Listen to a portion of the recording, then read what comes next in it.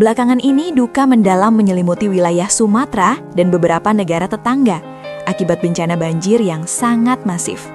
Namun, di tengah musibah ini, muncul beragam narasi di media massa yang seringkali saling bertentangan. Banyak pihak dengan cepat menuding industri kelapa sawit dan deforestasi sebagai kambing hitam utama. Namun, apakah diagnosis tersebut sudah tepat secara saintifik? Mengapa negara-negara seperti Filipina, Vietnam, dan Sri Lanka yang tidak memiliki industri sawit atau batu bara sebesar kita juga mengalami bencana serupa di waktu yang bersamaan? Kali ini kita akan membedah fenomena ini dengan pendekatan edukatif, membandingkan data internasional, serta melihat bagaimana negara maju seperti Jepang mengelola resiko serupa. Tujuan kita bukan untuk membenarkan perusakan hutan, melainkan untuk memastikan kita memahami akar masalah, agar solusi yang diambil tidak salah sasaran. Jika kita melihat data dari World Resources Institute, WRI, Indonesia memang memiliki angka deforestasi yang signifikan. Namun mari kita lihat Filipina dan Vietnam. Filipina mencatat 1,4 juta pengungsi akibat banjir bandang di bulan November 2025.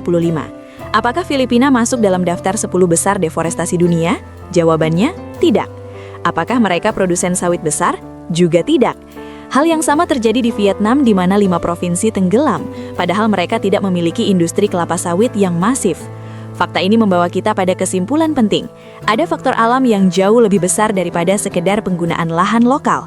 Sebagaimana disampaikan oleh para ahli meteorologi, fenomena La Nina dan siklus iklim global membawa massa air luar biasa besar dari Samudra Pasifik ke daratan Asia Tenggara. Penyebab utama yang sering terabaikan oleh media lokal adalah siklon tropis Senyar. Di Thailand, curah hujan mencapai 335 mm dalam satu hari, sebuah kejadian yang hanya terjadi sekali dalam 300 tahun. Namun di Indonesia, tepatnya di Sumatera, curah hujan mencapai angka ekstrim 400 mm per hari selama 3 hari berturut-turut. Dalam perspektif sains, curah hujan di atas 150 mm sudah dikategorikan ekstrim oleh BMKG. Sebagai pembanding, tokoh sains dunia sering menekankan bahwa daya serap hutan memiliki batas maksimal. Jika hujan 400 mm turun terus-menerus, bahkan hutan primer sekalipun tidak akan mampu membendung air tersebut sepenuhnya.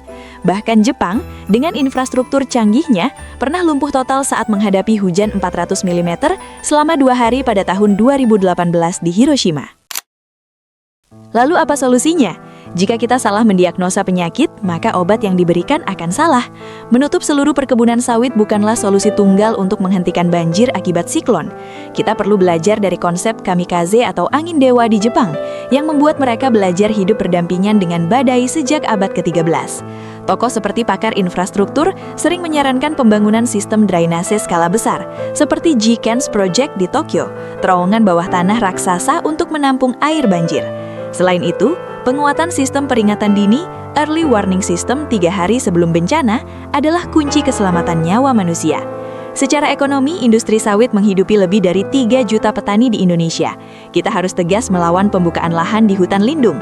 Namun kita juga harus objektif bahwa industri yang dikelola secara berkelanjutan adalah pilar ekonomi nasional.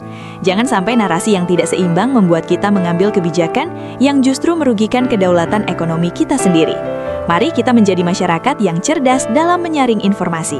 Sampai jumpa di video berikutnya. Wassalamualaikum warahmatullahi wabarakatuh.